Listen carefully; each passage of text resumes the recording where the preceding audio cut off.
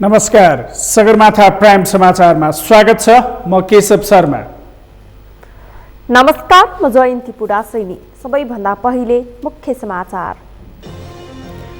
प्रधानमन्त्री ओलीले कांग्रेस सभापति देउबासँग विश्वासको मत मागे। विश्वासको मत दिन नसक्ने कांग्रेस सभापति देउबाको जवाफ। नेकपा माओवादी केन्द्रले ओली सरकारलाई दिएको समर्थन फिर्ता लियो।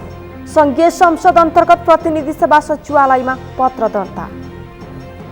नेपालमा कोरोना संक्रमण र मृत्युदर बढ्दो। पछिल्लो 24 घण्टामा 58 जनाको मृत्यु, 8659 जना संक्रमित। भारतको पश्चिम बङ्गाल राज्यमा भएको निर्वाचनमा तृणमूल कांग्रेस पार्टीको बहुमत। अध्यक्ष ममता बनर्जी तेस्रो पटक मुख्यमन्त्री नियुक्त। र जोखिम बढेसँगै जारी आइपिएल अनिश्चितकालका लागि स्थगित। विभिन्न टिमका खेलाडी र अफिसियलहरूलाई कोरोना संक्रमण।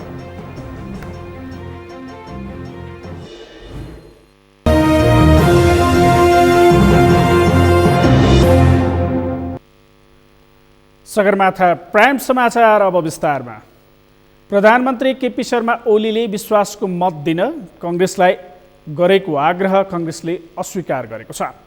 आज प्रधानमन्त्री ओली सहितका नेताहरू विश्वासको मत दिन कांग्रेससँग सहयोग मागेको, तर कांग्रेसले सहयोग गर्न नसक्ने स्पष्ट पारेको हो। अमृतराज काफ्लेको रिपोर्ट। माओवादी केन्द्रले सरकारलाई दिएको समर्थन फिर्ता लिएपछि प्रधानमन्त्री केपी शर्मा ओलीले कांग्रेसको साथ खोज्दै कांग्रेस सभापति शेरबहादुर देउवालाई भेट्न बुढा नीलकण्ठ पुगेका छन्। भेटका क्रममा प्रधानमन्त्री ओलीले विश्वासको मत दिन कांग्रेसलाई आग्रह गरेको भए पनि सभापति शेरबहादुर देउवा सहितका नेताले भने अस्वीकार गरेको सहमहामन्त्री डाक्टर प्रकाश शरण महतले जानकारी दिए।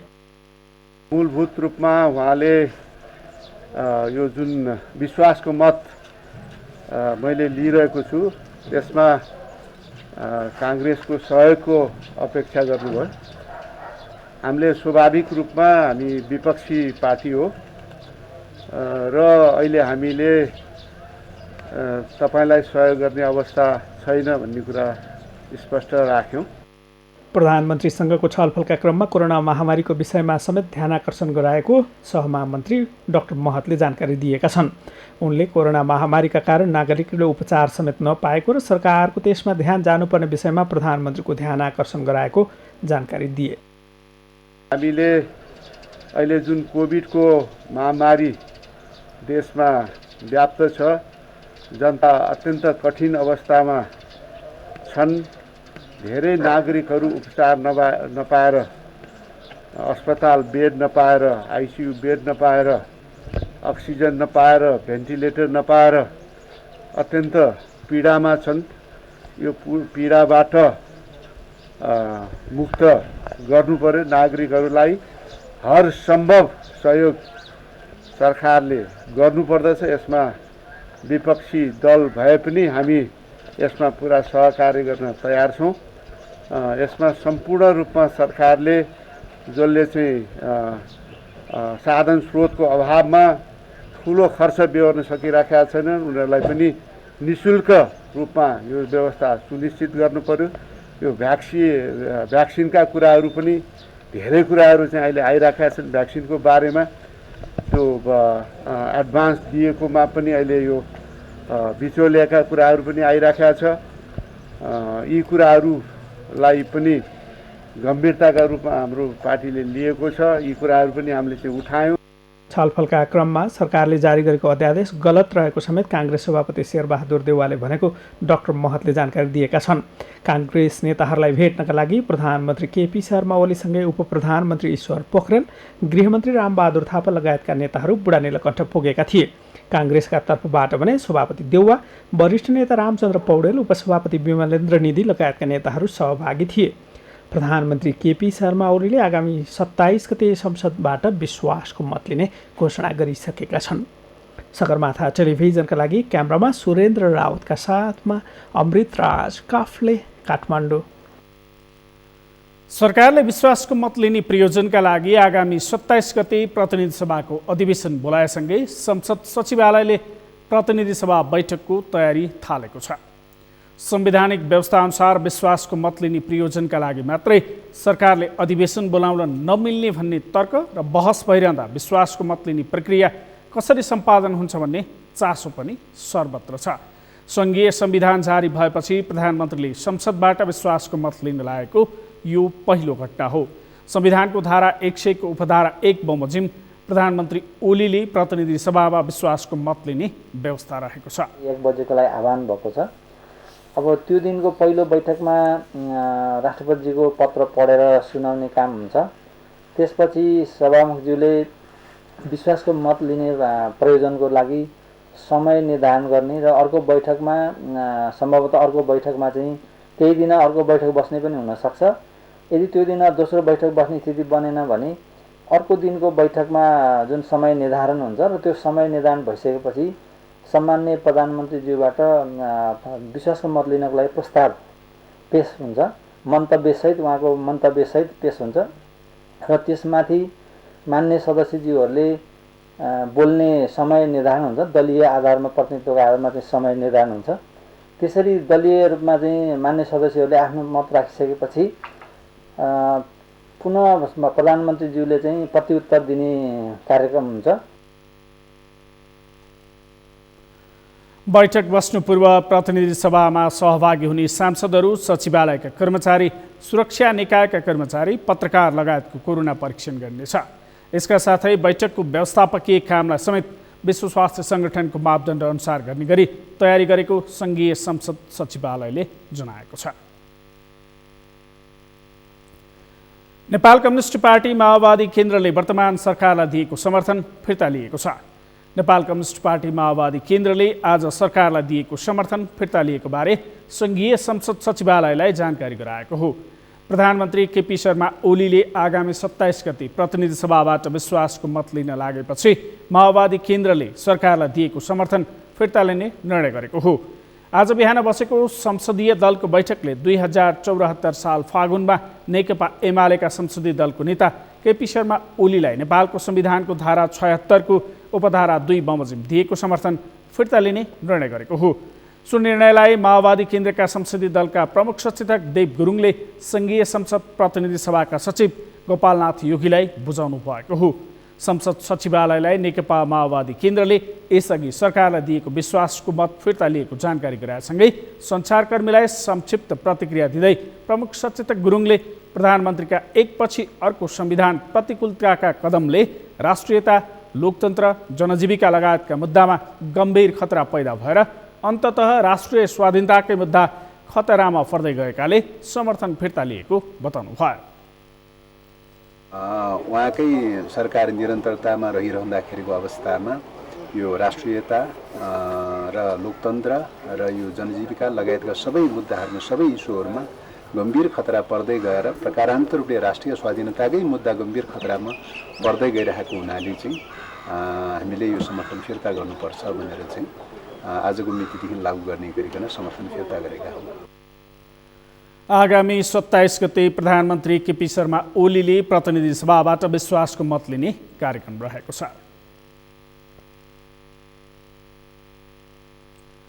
सङ्घीय संसद सचिवालयले आगामी 27 गतेको प्रतिनिधि सभा बैठकको तयारी गर्दै सांसद लगायत बैठकमा आवश्यक सम्पूर्ण जनशक्तिको कोरोना परीक्षणका लागि स्वाब सङ्कलन सुरु गरेको छ। स्वाब सङ्कलनका लागि सचिवालयले आज र भोलिको तालिका सार्वजनिक गरेको छ। सार्वजनिक तालिका अनुसार आज प्रतिनिधि सभाका सभामुख, सांसदहरू, महासचिव, सचिव, कार्यव्यवस्था शाखा र सांसद सुविधा व्यवस्थापन शाखामा कार्यरत कर्मचारीको सङ्घीय संसद सचिवालयका कर्मचारीहरू तथा सभामुखको निजी सचिवालयमा कार्यरत कर्मचारीहरूको स्वाब सङ्कलन गर्नेछ। नयाँ स्थित सङ्घीय संसदको सचिवालयको लोत्से हलमा स्वाब सङ्कलन भएको छ। लोत्से हल पुगी सभामुख सापकोटा लगायतले स्वाब दिनुभएको छ। नयाँ बानेश्वरमा सङ्घीय संसद सचिवालयका प्रवक्ता डाक्टर रोजनाथ पाण्डेले बुधबार र बिहिबार स्वाब सङ्कलन गर्ने र कसैको रिपोर्ट पोजिटिभ आएमा के कसरी कस्तो व्यवस्थापन गर्ने भन्ने सम्बन्धमा कार्यव्यवस्था परामर्श समितिको बैठकले टुङ्गो लगाउने जानकारी दिनुभयो। प्रधानमन्त्रीले विश्वासको मत लिने विशेष बैठक भएकाले सो बैठकमा सबै सांसदहरूको उपस्थिति हुनुपर्ने र कुनै सांसदलाई कोभिड देखिएको अवस्थामा मतदानको व्यवस्था कसरी मिलाउने भन्ने कुरा टुङ्गो लगाउनु पर्ने बताउनु भयो। कोरोनाको परीक्षणको लागि चाहिँ PCR जुन अहिले टेस्टको लागि कार्यक्रम राखिएको छ आज र भोलि कर्मचारी र मान्य सदस्यज्यूहरूको अहिले 10 बजेदेखि परीक्षण सुरु भएको छ। PCR को सब कलेक्सन गर्ने काम भएको छ। अहिले करिब 50-60 जना जति पुगिसकेका छ सब कलेक्सनको चाहिँ आँकडा। त्यो निरन्तर जारी रहन्छ आज र भोलि। र यसबाट टेस्ट गरिसकेपछि यसको रिजल्ट आइसकेपछि अब पोजिटिभ आएको अवस्थामा के गर्ने अथवा नेगेटिभ आएको अवस्थामा के गर्ने भन्ने खालको छलफल चाहिँ अहिले चलिरहेछ। प्रवक्ता पाण्डेका अनुसार भोलि अन्तर्राष्ट्रिय सम्मेलन केन्द्र नयाँ बानेश्वरमा कार्यरत कर्मचारीहरू, मर्यादा पालक, संसदीय मामला पत्रकार, स्वकीय सचिव लगायतका सबैको स्वाब सङ्कलन गरिनेछ। सरकारले विश्वासको मत लिने प्रयोजनका लागि मात्रै वैशाख 27 गते प्रतिनिधि सभाको अधिवेशन बोलाएको छ।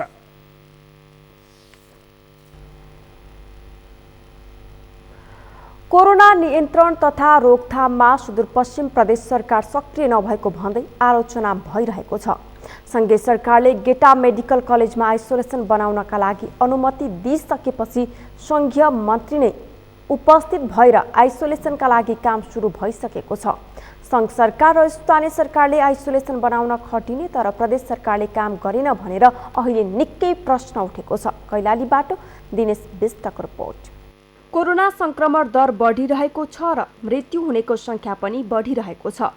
तिनै तहका सरकार यति बेला महामारी रोक्न गम्भीर हुनुपर्ने बेलामा सरकारहरू बीच नै समन्वय अभाव हुँदा एक अर्कोको आलोचनामा उनीहरू केन्द्रित छन्।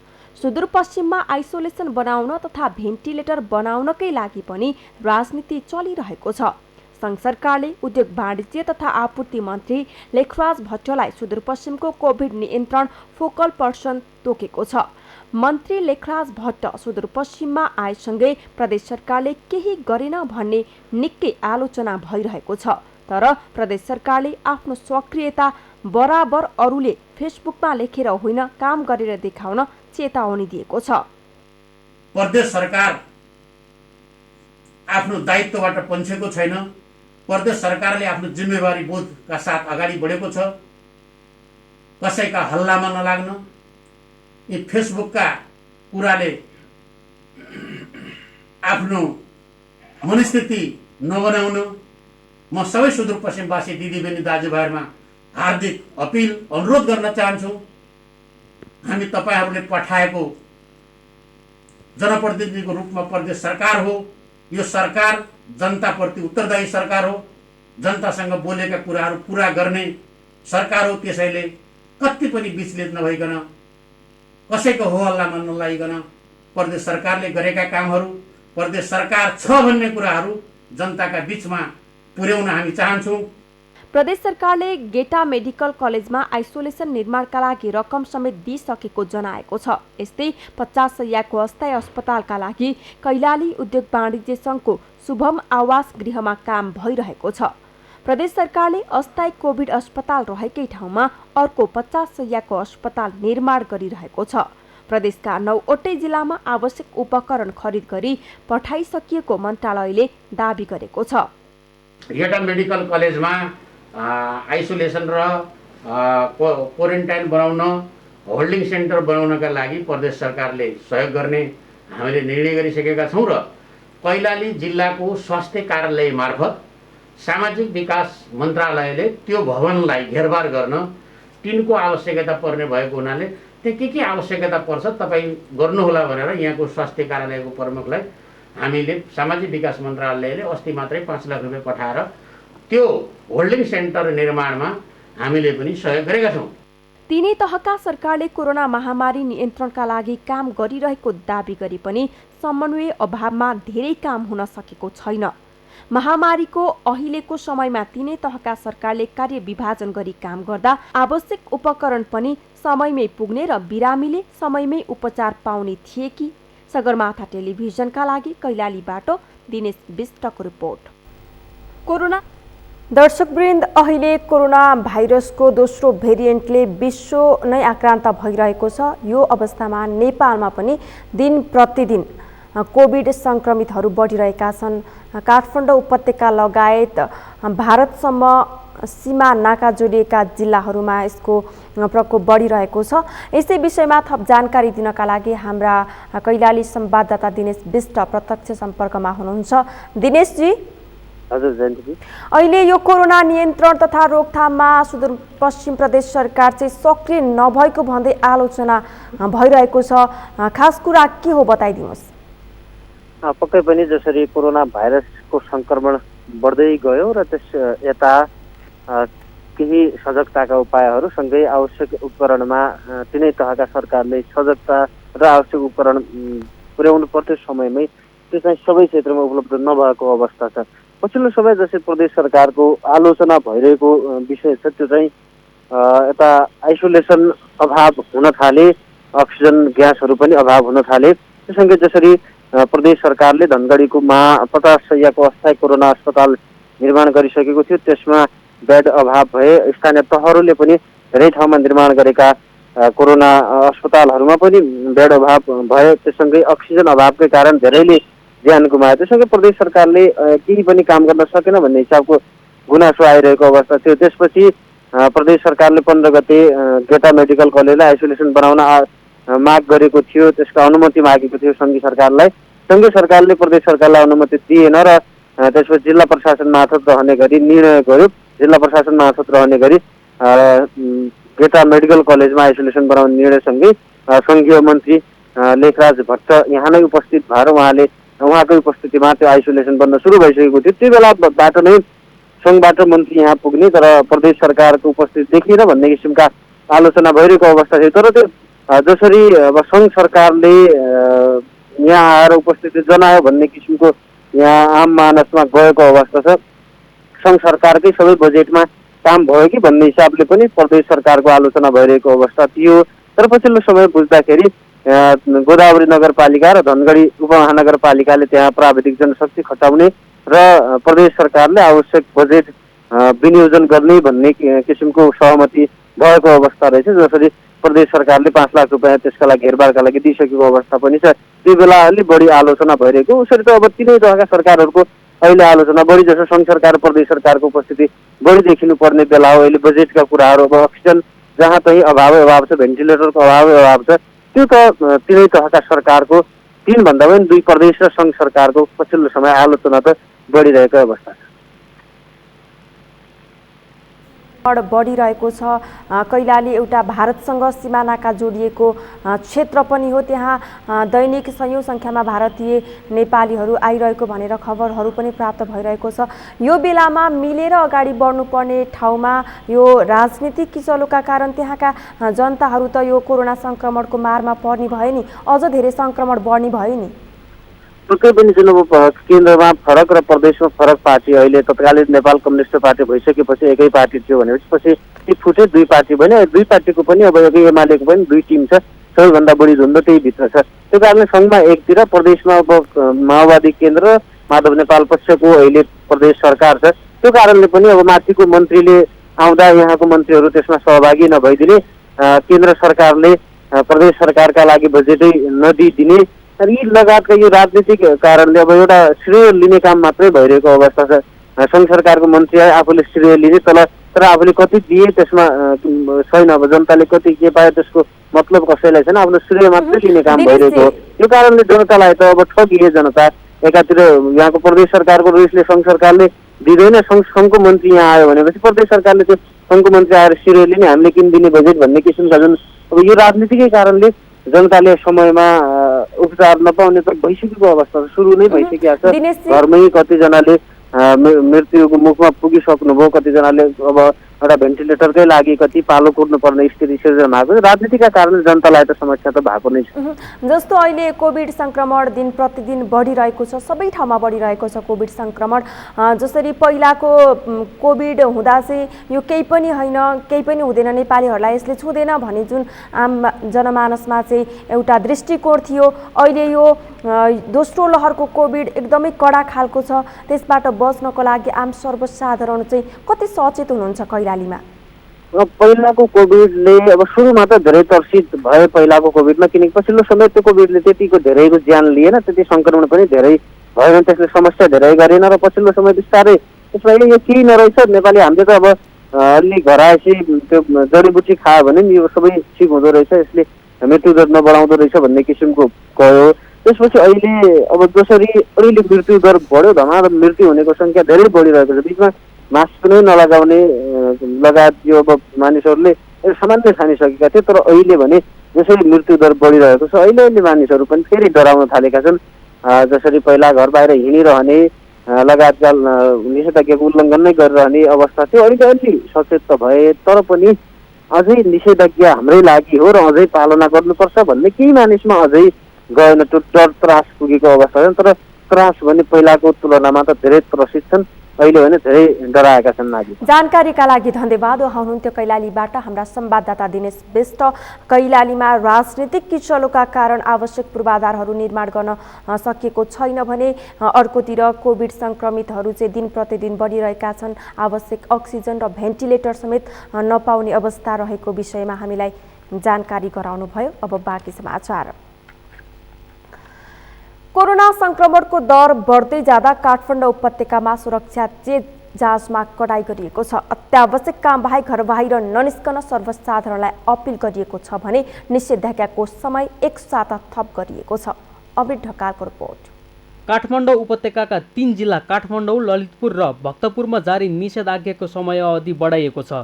गत 16 गतेदेखि जारी निषेधाज्ञा आगामी वैशाख 29 गतेसम्म पुर्याइएको छ। कोरोना संक्रमण दर तीव्र बनेपछि निषेधाज्ञाको समय लम्ब्याउनुका साथै निषेधाज्ञाका समयमा थप कडाई गरिने भएको छ।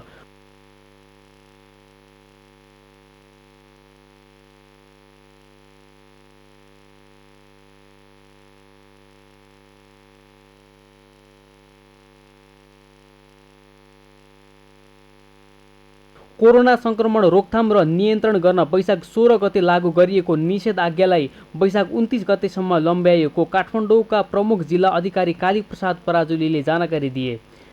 तीनवटा जिल्लाका प्रमुख जिल्ला अधिकारीहरू र सुरक्षा निकायका पदाधिकारीहरू बसेर हामीले 16 गतेदेखि 22 गतेसम्म जारी गरेको निषेधाज्ञालाई चाहिँ अब हामीले फेरि थप गर्ने निर्णय गरेका छौँ आजको बैठकले। यो चाहिँ अहिले अब हामीले 23 गते बिहानदेखि लागू हुने गरी अब 29 गतेसम्मलाई चाहिँ थप गरिएको छ। अहिले पछिल्लो चरण फेरि एक हप्ता थप गर्ने निर्णय गर्यो।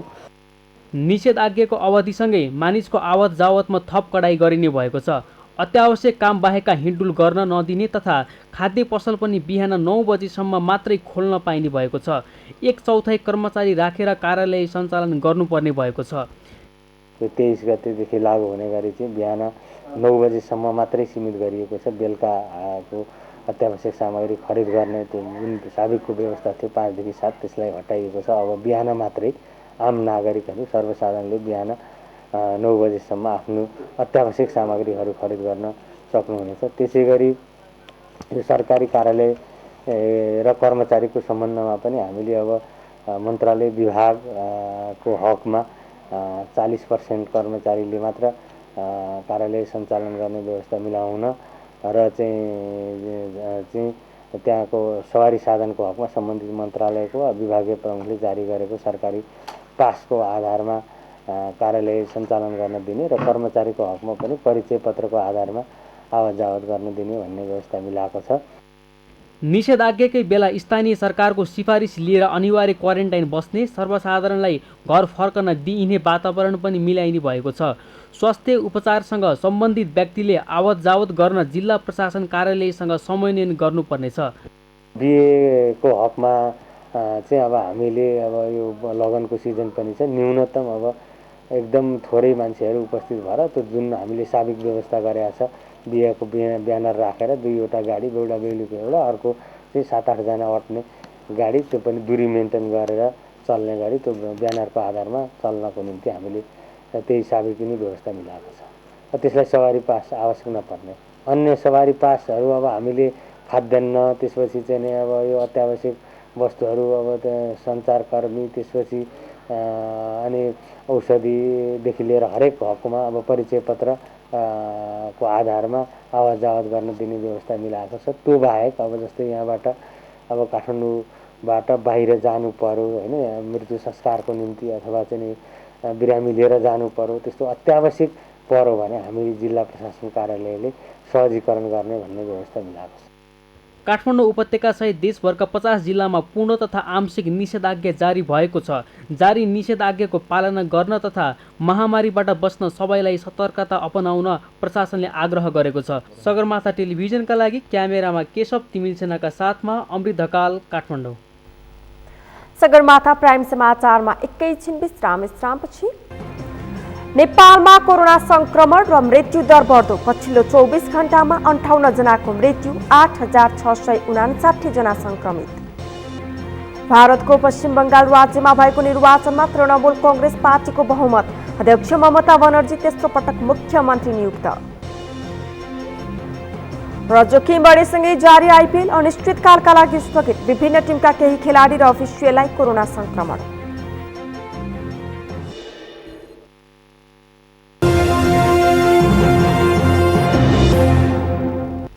विश्रामपछि पुनः स्वागत छ। अब बाँकी समाचार। कोरोना संक्रमणका कारण नेपालमा आज थप 58 जनाको मृत्यु भएको छ। स्वास्थ्य तथा जनसङ्ख्या मन्त्रालयका अनुसार पछिल्लो 24 घण्टामा 58 जना कोरोना संक्रमितको मृत्यु भएको हो। यो सँगै हालसम्म कोरोनाबाट मृत्यु हुनेको कुल संख्या 3475 पुगेको छ। त्यसैगरी 8659 जना नयाँ संक्रमित थपिएका छन्। देशभर गरिएको 20,756 जनाको पीसीआर परीक्षणमा 8,605 जना र 616 एन्टिजेन परीक्षणका क्रममा 54 जना गरी पछिल्लो 24 घण्टामा कुल 8,659 जनामा कोरोना संक्रमण पुष्टि भएको हो। यो सँगै हालसम्म कोरोना संक्रमितको संख्या 3,59,664 पुगेको छ। यीमध्ये 66,352 जना सक्रिय संक्रमित रहेका छन्, जसमध्ये 4,764 जना संक्रमितहरू संस्थागत आइसोलेसनमा र 61,588 जना होम आइसोलेसनमा रहेका छन्। आज देशभर 1,993 जना कोरोना संक्रमण मुक्त भएर फर्किएका छन्। 24 घण्टामा संक्रमण मुक्त भएका 1,993 जनासँगै देशभर कोरोना जित्नेको संख्या 2,89,783 पुगेको छ। निको हुने दर 80.6% रहेको छ।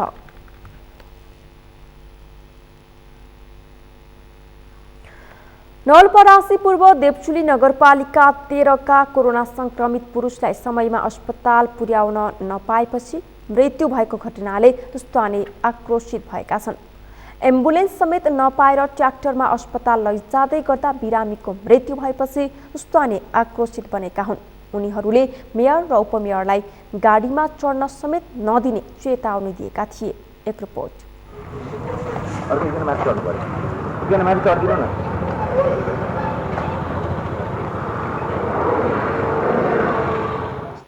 यो दृश्य नवलपरासी पूर्व देवचुली नगरपालिका 13 को हो। कोरोना संक्रमित बिरामीलाई अस्पताल पुर्याउन एम्बुलेन्स नपाएपछि आफन्तले ट्र्याक्टरमै राखेर अस्पताल पुर्याउन खोजेका थिए, तर विडम्बना बिरामीको ट्र्याक्टरमै मृत्यु भयो।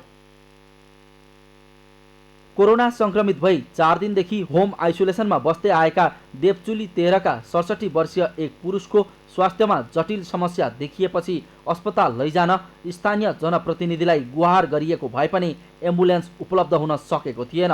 कोरोना संक्रमित व्यक्तिलाई नगरपालिकाले उपचार गर्न एम्बुलेन्स उपलब्ध नगराउँदा मृत्यु भएको भन्दै आक्रोशित बनेका स्थानीयले नगरपालिका प्रमुख र उपप्रमुखको कार्यकक्षमा ताला लगाइदिए। सबै क्याप्टेन साहबले एक हप्ता अगाडि थाहा पाउनु भएको थियो। त्यो साथीहरू हुनुहुन्छ यहाँ, एक हप्ता अगाडि थाहा पाउनु भएको छ। हामी सब रिसर्च गरेर आइरहेका छौँ। अस्ति आएर सोद्धाखेरि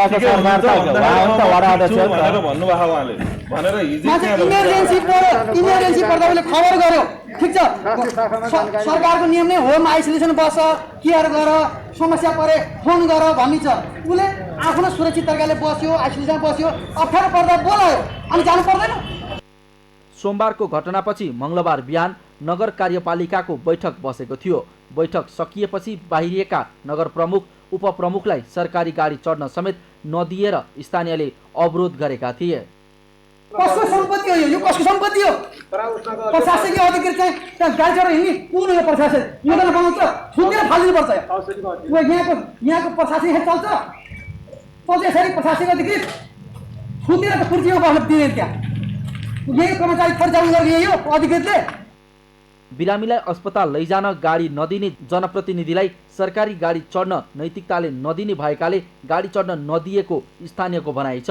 जनप्रतिनिधिलाई सचेत गराउन भन्दै स्थानीय नारायण पाण्डे मङ्गलबार बिहान देवचुली नगरपालिकाको कमजोर व्यवस्थापन लेखिएको प्लेकार्ड बोकेर नगर कार्यपालिकाको बैठकमै पुगेका थिए। उनले जनप्रतिनिधिलाई समेत सचेत गराउन साङ्केतिक विरोध गरेको बताए।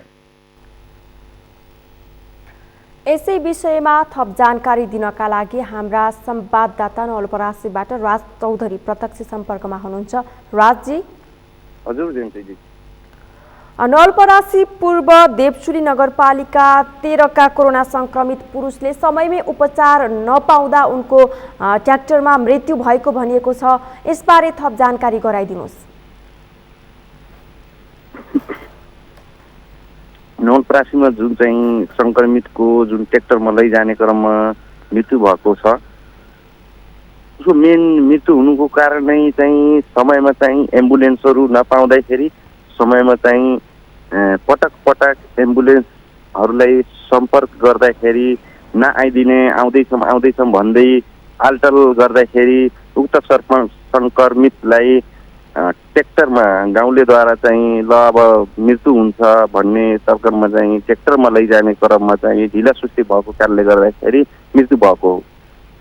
जस्तो यहाँले भन्नुभयो भर्खरै एम्बुलेन्सलाई फोन गर्दा पनि नआउने, यस्तो गर्दा चाहिँ संक्रमित चाहिँ मर्न बाध्य हुनुभयो भनेर जानकारी गराउनु भयो। खास किन यो एम्बुलेन्स चाहिँ आउन नमानेको हो, केही जानकारी लिनुभएको छ?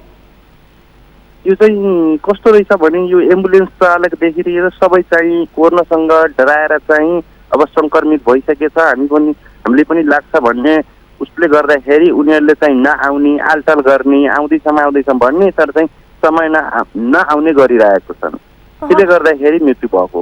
अहिले यो नवलपरासीमा चाहिँ कस्तो छ? कोभिड संक्रमितहरूको संख्या कति छ?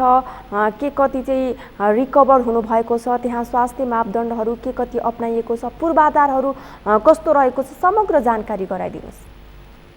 हालसम्म चाहिँ नवलपरासीमा चाहिँ मृत्यु हुनेको सङ्ख्या 57 पुगेको छ भने चाहिँ हालै यो हाम्रो वैशाखको पहिलो साताबाट चाहिँ मृत्यु हुनेको सङ्ख्या चाहिँ 24 रहेको छ र टोटल चाहिँ 54 जना रहेको छन् भने सक्रिय संक्रमितको सङ्ख्या चाहिँ 541 रहेको छ र हालसम्म पनि चाहिँ यो नवलपरासीमा चाहिँ 7 वटा स्थानीय तह छ। यहाँ चाहिँ हालसम्म चाहिँ कुनै पनि आइसोलेसनहरूको सञ्चालनमा आएको देखिएको छैन र चाहिँ कुनै पनि स्थानीयताले जुन किसिमले गर्नुपर्ने हो, सतर्कता अपनाउनु पर्ने हो, त्यो किसिमको देखिएको छैन। जानकारीका लागि धन्यवाद। उहाँ हुनुहुन्थ्यो नवलपरासीबाट राज चौधरी। नवलपरासीमा समयमै उपचार नपाउँदा कोरोना त्रासका कारणले एम्बुलेन्स सम्बन्धित ठाउँमा नजाँदा कोभिड संक्रमितहरूले ज्यान गुमाइरहेका छन् र त्यहाँ अन्य जिल्लामा जस्तै त्यहाँ पनि आवश्यक पूर्वाधार छैन, त्यहाँ क्वारेन्टिनहरूको व्यवस्था गरिएको छैन र कोरोना संक्रमितहरू दिन प्रतिदिन बढिरहेका छन्। यही विषयमा हामीलाई जानकारी गराउनु भयो। अब बाँकी समाचार सहकर्मी केशवबाट। कोरोना भाइरस परीक्षणका लागि सङ्कलन गरिएका अधिकांश नमुनाको नतिजा पोजिटिभ आउन थालेपछि झापामा उच्च सतर्कता अपनाउन थालिएको छ। कोरोना सङ्क्रमण एक सातामै 4 गुणासम्म फैलिएको भन्दै जिल्ला विपद व्यवस्थापन समितिले बिरामीको उपचारलाई सहज र सरल बनाउन अस्पतालहरूको पूर्वाधारको आकस्मिक अनुगमन सुरु गरेको छ। झापाबाट पूजन घिमिरेको रिपोर्ट। झापाको मेची अञ्चल अस्पतालमा मङ्गलबार परीक्षणका लागि 91 जनाको स्वाबको नमुना सङ्कलन गरिएको थियो। त्यो मध्ये 78 जना व्यक्तिमा कोरोना भाइरस संक्रमण पुष्टि भएपछि जिल्ला विपद व्यवस्थापन समितिले उपचारमा संलग्न रहँदै आएका निजी र सरकारी अस्पतालको बुधबार आकस्मिक अनुगमन गरेको छ। कोरोना संक्रमण समुदायको तल्लो तहसम्म पुगेपछि पूर्व तयारी अनुरूप अस्पतालको अनुगमन गरिएको प्रमुख जिल्ला अधिकारीको भनाइ छ। अनुगमनका क्रममा झापामा निजी स्तरबाट सञ्चालित बीएनसी, मनमोहन, बिर्ता सिटी र सरकारी अस्पताल मेची अस्पतालसँग चिकित्सक, नर्स, अक्सिजन, आइसियु, भेन्टिलेटर, उपचार शुल्क लगायत पूर्वाधार बारे जानकारी लिएको थियो। खास गरिकन अब यो झापा जिल्लाका निजी अस्पतालहरूबाट, निजी तथा सरकारी र सामुदायिक अस्पतालबाट कोभिडका बिरामीहरूलाई कसरी उपचार भइरहेको छ, त्यहाँका सुविधाहरू, त्यहाँ ती अस्पतालका समस्याहरू र हामीले खास गरिकन जिल्लाको यो डिसिसिएमसीको टिम नै हामी आएका छौँ। हामीले कस्तो पाटोमा उहाँहरूलाई सहजीकरण गरिदिनुपर्छ ती सबै कुराहरूमा इन्ट्रेक्सन गरौँ र अनुगमन पनि गरौँ भनेर हामी आएका छौँ। अझै पनि प्रभावकारी रूपमा सरल सहज सेवा उपलब्ध गराउनको लागि हामी यी निजी अस्पतालहरूलाई र यी सामुदायिक र सरकारी अस्पतालहरूलाई पनि हामी आग्रह गर्न चाहन्छौँ। झापामा पनि अहिले हामीले चाहिँ नेपाल सरकार मन्त्रीपरिषदको निर्णयअनुसार यो विभिन्न अहिले उद्योगहरूले अक्सिजन सिलिन्डरहरू प्रयोग गरिरहेको स्थिति छ। कतिपय उद्योगहरूमा त्यो लगेर त्यतिकै एक्स्ट्रा राखिएको स्थिति पनि छ। अहिले हामीले यहाँका 2टा अक्सिजन डिलरहरूलाई त्यो खालको हामीले निर्देशन गरिसकेका छौँ। खास गरी बालबालिका र युवाहरूमा संक्रमण देखिएको र उपचारका लागि तत्कालै अस्पताल पुर्याउनु पर्ने अवस्थाका संक्रमितहरूको संख्या बढेकोले अस्पतालको अवस्थाबारे जानकारी लिइएको जिल्ला स्वास्थ्य कार्यालय झापाका कोभिड फोकल पर्सन जीवन चमलगाईले जानकारी दिए। अहिले पछिल्लो अवस्थामा केसहरू एकदम बढिरहेको अवस्था हो होइन, जसमा चाहिँ अब यो नयाँ जुन कोभिड-19 को नयाँ भेरिएन्ट आइरहेको छ, यसले गर्दाखेरि तपाईँको केसहरू एकदमै बढेर विशेष गरेर एडोलेसेन्ट्सहरूमा, बच्चाहरूमा 40 वर्षदेखि मुनिका मानिसहरूमा केसहरू देखिरहेको अवस्था छ। हालको परीक्षणको तथ्याङ्कका आधारमा समुदायका 70% भन्दा बढीमा संक्रमण फैलिएकाले भोलि जटिल अवस्था आउन सक्ने भएकाले त्यसलाई सम्बोधन गर्न अनुगमन गरिएको नेपाल रेड क्रस सोसाइटी झापाका सभापति लोकराज ढकालको भनाइ छ। हाम्रो समुदाय स्तरसम्म चाहिँ अहिले कोभिड पुगिसकेको छ। लगभग 70-80% भन्दा बढी जति टेस्ट गरिन्छ त्योभन्दा बढी मानिसहरूलाई चाहिँ अहिले कोभिड भेटिएको अवस्था छ। र यही क्रममा अब भोलि आपतकालीन अवस्था आयो भने हामी कसरी म्यानेज गर्ने भनेर हामी गइरहेको छौँ। अहिले दुई तिनवटा ठुला अस्पतालहरू हेर्दाखेरि हामी के देखिरहेका छौँ भने उहाँहरूले गरेको सबै कुराहरू पर्याप्त छैन। त्यसलाई सरकारी तवरबाट, जनस्तरबाट र अन्य क्षेत्रबाट पनि केही सहयोग पुर्याउन सकियो भने मात्रै उहाँहरूले उचित रूपमा कोभिडका पेसेन्टहरूको व्यवस्थापन गर्न सक्नुहुन्छ। हालसम्म झापामा 5568 व्यक्ति कोरोना संक्रमित भइसकेका छन्। तीमध्ये 887 जना सक्रिय कोरोना संक्रमित रहेका छन्। बुधबार 3 जना सहित 139 जनाको कोरोना संक्रमणकै कारण मृत्यु भइसकेको छ।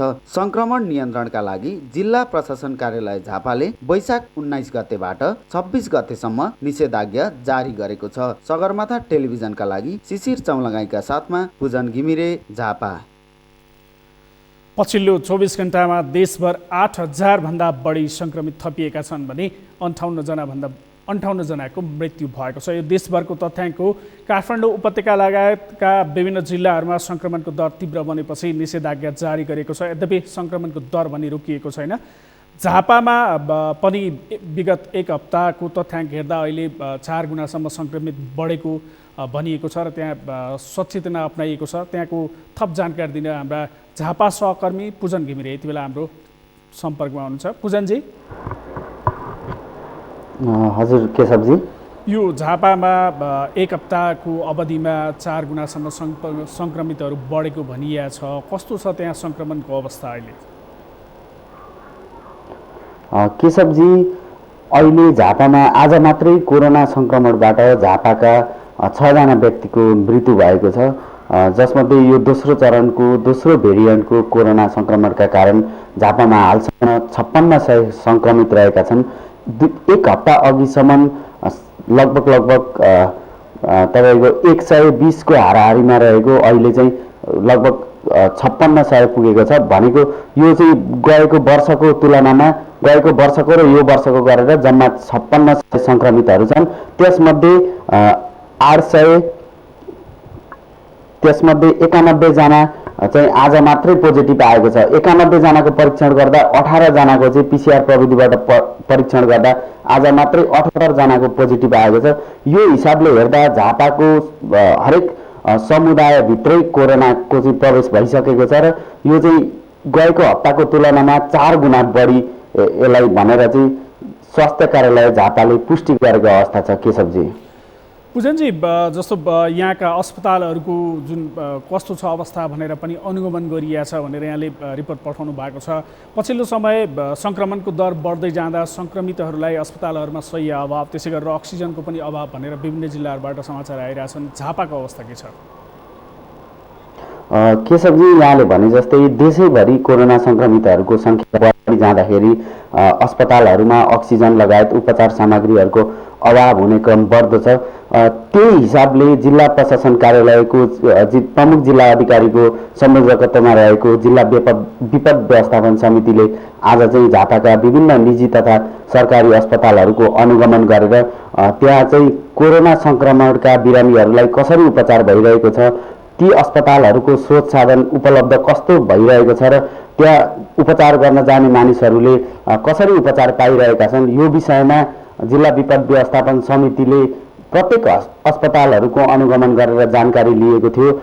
झापाका निजी अस्पतालहरू बीएनसी अस्पताल, वीरता सिटी अस्पताल, दमक स्थित कोभिड अस्पताल र सरकारी अस्पताल मेचीमा चाहिँ कोरोना संक्रमितहरूको उपचार हुँदै आएको अवस्थामा पछिल्लो समय निजी अस्पतालका सञ्चालक तथा चिकित्सकहरूले अक्सिजन रिफिल गर्न जाँदाखेरि चाहिँ त्यो आपूर्तिकर्ताहरूले चाहिँ समयमा नगरिदिएको भनेर प्रमुख जिल्ला अधिकारीलाई गुनासो गरेका छन्। त्यस्तै गरेर झापामा सञ्चालित निजी अस्पतालहरूले चाहिँ अहिले स्वास्थ्यकर्मी नर्सहरूले चाहिँ विभिन्न बाहनामा अब जागिर छोड्नुपर्ने अवस्था आएको भन्दै जनशक्तिको अभाव सिर्जना हुने कुरा प्रमुख जिल्ला अधिकारी समर कुमार तिसिनालाई बताएका छन्। यो सबै कुरा हेर्दाखेरि झापामा हालसम्म उपचार भइरहेको भए पनि यही हिसाबमा संक्रमण बढ्दै जाँदाखेरि भोलि झापाका निजी तथा सरकारी अस्पतालहरूमा स्वास्थ्यकर्मीहरूको अभाव भन्ने कुरा गर्नुभयो। जस्तो स्वास्थ्यकर्मीहरूको अभावमा संक्रमितहरूको उपचार सम्भव हुन सक्दैन, त्यसैले त्यसको व्यवस्थापनका लागि के गरिएको छ, के गर्ने योजनामा छ स्थानीय सरकार छ, त्यस्तै गरी प्रदेश सरकार सङ्घीय सरकारले के गरिरहेछ, जिल्ला प्रशासन कार्यालय के भन्छ? जस्तो यो झापामा कोरोना संक्रमितहरूको उपचार कसरी भइरहेको छ भनेर प्रारम्भिक आँकडा निकाल्नकै लागि जिल्ला विपद व्यवस्थापन समितिले आज झापाका सरकारी र निजी अस्पतालहरूको अनुगमन गरेको भनेर हामीलाई बताएको छ। सोही अनुरूप आगामी दिनमा कस्तो रणनीति तय गर्ने, जस्तो स्वास्थ्य क्षेत्रबाट स्वास्थ्यकर्मीहरू पलायन हुने अवस्था आइरहेको तर्फ कसरी ध्यान दिने, त्यसलाई कसरी व्यवस्थापन गर्ने र आगामी दिनमा संक्रमितहरूको सङ्ख्या बढ्दै जाँदा कसरी उपचार गर्न सकिन्छ भनेर रणनीति तय गर्न नै स्थानीय तहहरूसँगको समन्वयमा जिल्ला विपद व्यवस्थापन समितिले झापाका विभिन्न अस्पतालहरू अनुगमन गरेको हो। अब यो आजको निजी अस्पताल तथा सरकारी अस्पतालको अवस्थाका बारेमा प्रमुख जिल्ला अधिकारीले आवश्यक समन्वय गरेर अब आगामी दिनमा कस्तो किसिमको कदम चाल्ने भनेर त्यो पछाडि मात्रै निर्धारण गर्न सकिन्छ भनेर हामीले भन्न सक्छौँ। केशवजी। हस् पुजनजी, जानकारीका लागि धन्यवाद। उहाँ हुनुहुन्थ्यो हाम्रा झापा सहकर्मी पुजन घिमिरे। हामीलाई जानकारी गराउनु हुँदै झापामा सङ्क्रमणको दर एक हप्ताको अवधिमा 4 गुणाले बढेको छ। सङ्क्रमणको दर बढ्दै जाँदा त्यहाँका अस्पतालहरूको अनुगमन सम्म गरिएको छ। ती सङ्क्रमितहरूलाई उपचारका लागि अवस्था कस्तो छ भनेर अनुगमन समेत गरिएको बारेमा हामीलाई जानकारी गराउनु हुँदै अब बाँकी समाचार। हामी अहिले कोरोना सङ्क्रमणको दोस्रो लहरसँग जुधिरहेका छौँ। अहिलेको सङ्क्रमणको दर पहिलेभन्दा 6 गुणा बढी भएको विज्ञहरूले बताउँदै आएका छन्। कोरोना सङ्क्रमणका कारण देशभरिका अस्पतालहरूमा बिरामीको चाप बढिरहेको छ। अस्पतालमा स्थान अभावका कारण धेरै सङ्क्रमित बिरामी घरकै एकान्तवासमा छन्। घरमा भएका बिरामीले स्वास्थ्य सतर्कताका साथै खानपान र व्यवहारमा पनि सचेतना अपनाउनुपर्ने पोषणविदहरूले बताउँदै आएका छन्। वरिष्ठ पोषणविद प्राध्यापक डाक्टर मनसा थापा ठकुराठी कोरोना सङ्क्रमित भए घरमा एकान्तवासका बसेकाहरूले प्रोटिन, भिटामिन सी, जिङ्क पाइने खानेकुरा खान जोड दिनुभएको छ। अहिले बच्चाहरू, किशोर किशोरीहरूमा बढी सङ्क्रमण देखिएको छ। यी उमेर समूहमा खाना खाने व्यवहार र प्राथमिकतामा फरक हुँदा विशेष ध्यान दिन आवश्यक रहेको उहाँले बताउनुभयो। यस्तै बढी उमेर समूहका सङ्क्रमित बिरामीको पनि खाना खाने व्यवहार र प्राथमिकता फरक हुँदा पोषणयुक्त खानाको छनौट बनाउने तरिका र प्रयोगमा समेत ध्यान दिनुपर्ने वरिष्ठ पोषणविद प्राध्यापक ठकुराठीले बताउनुभयो। घरमा एकान्तवासमा बसेकाहरूले खानेकुराको पोषणमा ध्यान दिन सके, मिलाएर खान सके अहिले देखिएको कोरोना सङ्क्रमणबाट छिट्टै निको हुने ठकुराठीले बताउनुभयो। सगरमाथा प्राइम समाचारमा पालो भएको छ विश्रामपछि। भारतको पश्चिम बङ्गाल राज्यमा भएको निर्वाचनमा तृणमूल काङ्ग्रेस पार्टीको बहुमत, अध्यक्ष ममता बनर्जी तेस्रो पटक मुख्यमन्त्री नियुक्त र कोरोनाको जोखिम बढेसँगै जारी आइपिएल अनिश्चितकालका लागि स्थगित, खेलाडीहरू सङ्क्रमित।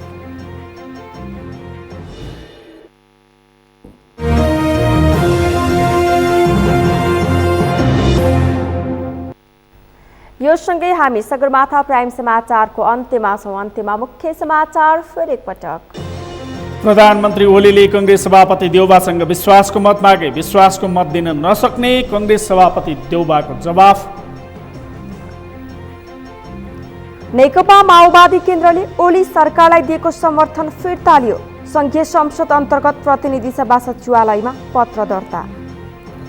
नेपालमा कोरोना संक्रमण र मृत्युदर बढ्दो। पछिल्लो 24 घण्टामा 58 जनाको मृत्यु, 8659 संक्रमित। भारतको पश्चिम बङ्गाल राज्यमा भएको निर्वाचनमा तृणमूल कङ्ग्रेस पार्टीको बहुमत। अध्यक्ष ममता बनर्जी तेस्रो पटक मुख्यमन्त्री नियुक्त।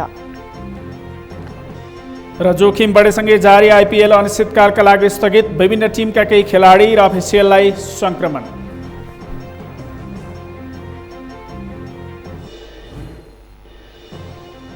हौस् त सगरमाथा प्राइम समाचार अहिलेलाई सकियो। तपाईँ समाचार बुलेटिनका साथै सगरमाथा टेलिभिजनका सम्पूर्ण कार्यक्रम www.sagarmatha.tv मा पनि पढ्न र हेर्न सक्नुहुनेछ। साथै युट्युबमा youtube.com/sagarmatha TV नेपालमा हेर्न सक्नुहुनेछ। तपाईँ हामीलाई फेसबुकमा पनि facebook.com/tv नेपालमा फलो गर्न सक्नुहुनेछ। समाचारको शिखर, नेपालको गौरव, नेपालको पहिलो न्युज च्यानल सगरमाथा टेलिभिजन हेर्दै गर्नुहोला। नमस्कार। नमस्कार।